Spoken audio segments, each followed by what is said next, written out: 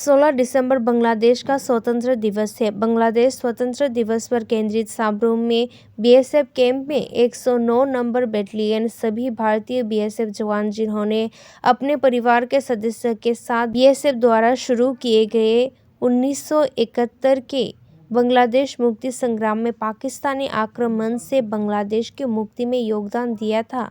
और युद्ध के दौरान पाकिस्तानी हमलावरों ने कैंप देखते ही शिविर पर बम गिरा दिया था और उस समय बमबारी 92 नंबर बटालियन बीएसएफ के अल्फा कंपनी के हेड कांस्टेबल यशवंत रतन शहीद हो गए। वीडियो रिकॉर्डिंग में दिखाया गया है कि कैसे भारतीय बीएसएफ के जवानों ने 1971 में बांग्लादेश के मुक्ति संग्राम के दौरान स्कूल के युवा और क्षेत्र के जागरूक नागरिकों को आज सुबह 10 बजे इस छोटे से बीएसएफ कैंप में एक साथ लाकर युद्ध की तैयारी और लड़ाई लड़ी।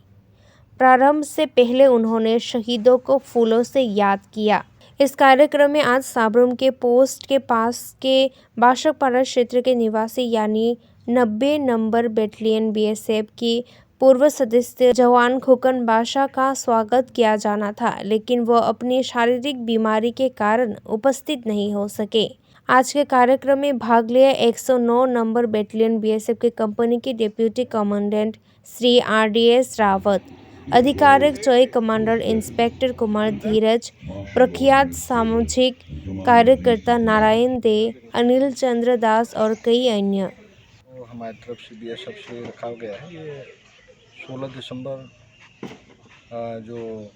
बांग्लादेश विजय दिवस के उपलक्ष्य में, और हमारे यहाँ पर एक 1971 वार के जो मार्टर्स हैं अपने हेड कांस्टेबल जसवंत राय, और उनकी यहाँ पर सिमेट्री है ECDOP में छोटा खेल में, और